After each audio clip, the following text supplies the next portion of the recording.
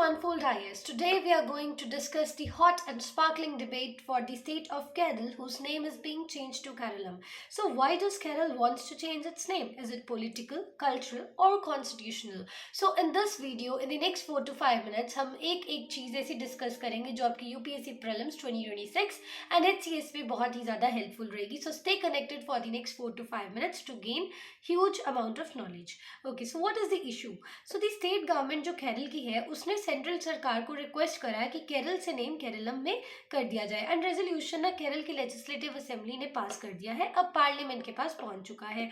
अब केरलम को क्यों चेंज करना है? Why does Kerala wants to change its name?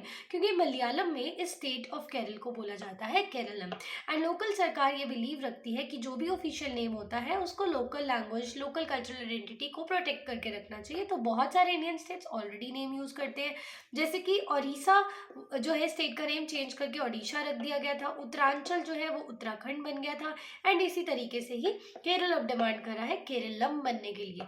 Okay, अब इसका प्रोसेस क्या है? एक कोई भी स्टेट होता है वो अपना नेम कैसे चेंज कर सकता है? तो it is not a very simple process, it is a very complicated process. It requires 100 and thousands of rupees for the budget. Okay, so यहाँ पर देखिए अब क्या है कि स्टेट का नेम चेंज कैसे होता है. ये पूरा एक कॉन्स्टिट्यूशनल प्रोसेस है.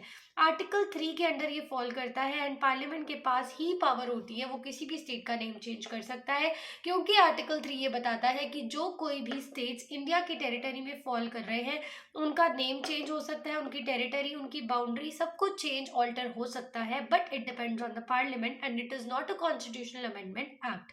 ओके, एंड ऐसे वाले जो कोई भी आर्टिकल्स है इसका स्टेप बाय स्टेप प्रोसीजर हम देख लेते हैं अब आर्टिकल 3 का इन डिटेल. ओके, सो पहला स्टेप ये होता है कि बिल को प्रपोज करा जाता है, इंट्रोड्यूस करा जाता है पार्लियामेंट में, सिर्फ और सिर्फ अगर पहले प्रेसिडेंट हाँ करे इस बिल को पास करवाने के लिए. दैट इज आर्टिकल 3 में prior recommendation of president is mandatory. So before introducing the bill अब प्रेसिडेंट क्या करेंगे? प्रेसिडेंट स्टेट लेजिस्लेचर, जो भी कंसर्न स्टेट लेजिस्लेचर होगी उससे उसके व्यूज फेच करेंगे with a specified time. And important यहाँ पर ये चीज होती है कि स्टेट लेजिस्लेचर अपना सिर्फ और सिर्फ ओपिनियन दे सकती है, उसका कंसेंट मैंडेटरी नहीं है, चाहे वो उनके साथ फेवर करे ना करे, बट उनका सिर्फ एक ओपिनियन मैटर करता है. That's it. It doesn't makes an ultimate consent for mandatory purpose. Parliament बिल्कुल भी बाउंड नहीं है स्टेट के व्यू के लिए.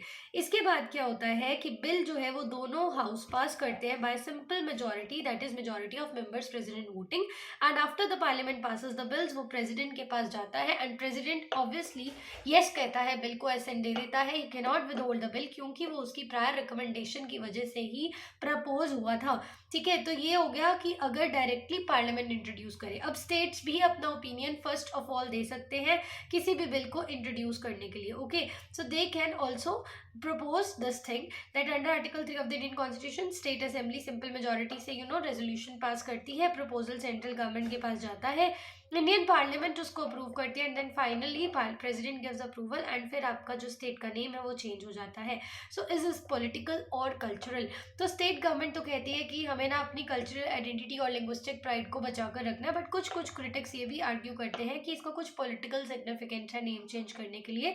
हाउएवर अभी तक ऑफिशियली सिर्फ मलयालम लैंग्वेज एंड हेरिटेज को प्रोटेक्ट करने के लिए इसका नेम केरलम पर सजेशन दी गई है. So in summary we can conclude here that कि Kerala wants to change its name to Keralam अपना मलयालम आइडेंटिटी रिफ्लेक्ट करने के लिए, एंड ये जो प्रपोजल है वो स्टेट असेंबली पास कर रही है, बट फाइनल अप्रूवल फिर भी किसके ऊपर डिपेंड है? पार्लियामेंट पर. So let's see what happens in the next time. So if you find this video helpful, do like, share and subscribe unfold IAS. Stay connected and stay tuned for more such recent updates. And याद रखिएगा कि ये कोई भी constitutional amendment act नहीं है. It is not a constitutional amendment bill. It is passed only and only through simple majority of parliament. Okay,